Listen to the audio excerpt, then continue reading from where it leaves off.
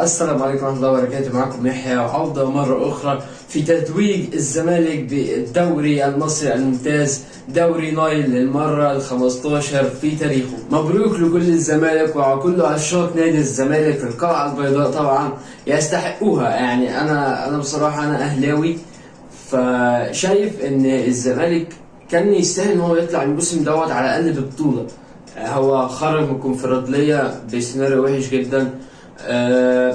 برضو يعني ما كنتش، يعني انا اهلاوي ما كنتش عايز ان الزمالك هو اللي يخسر البطوله. الموسم ده كان لازم يكون في حاجه تكلل بمجهود اللعيبه، وطبعا مجهود الراجل المحترم اللي بيثبت ان مش كل حاجه نجيب حاجه من بره. كابتن معتمد جمال مش لازم فكرة طبعا، لا انا لازم اجيب مدرب اوروبي ده بيلعب في الدوري الاوروبي الحشنجلولو بنجلولو، هاتوا.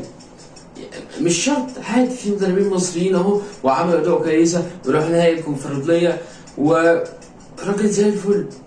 يعني هتعيب عليه ايه؟ ولا حاجه، واخد الدوري.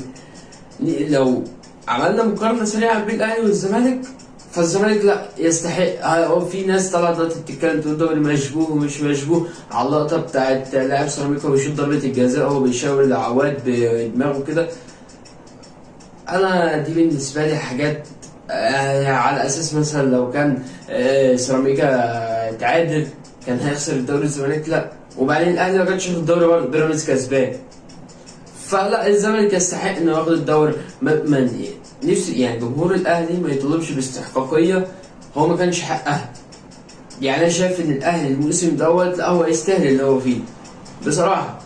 انا اهلاوي بس اقول الحق، اقول اللي ليا واللي عليا. جمهور الزمالك والزمالك يستحقوا ان هم يتوجوا بالدوري السنه دي. لو ما كانش الزمالك يبقى بيراميدز او سيراميكا.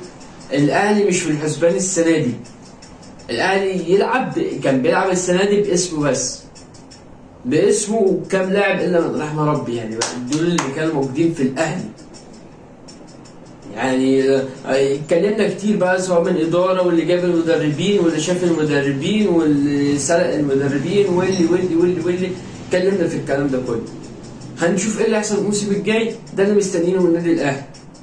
ايه اللي هيحصل بقى، ترتيبات جديده، حاجات في الاداره هتحصل، مدربين جداد، مش عارف ايه، كل ده المفروض يحصل. بس المهم دلوقتي ان الزمالك اخذ الدوري ال15 بالنسبه له. ويعني لازم نفرح يا جماعه باللي حوالينا، لازم نفرح. ما يجيش واحد زميلي بيشجع الزمالك وانا اهلاوي، انا انت معاك 15 معايا 45،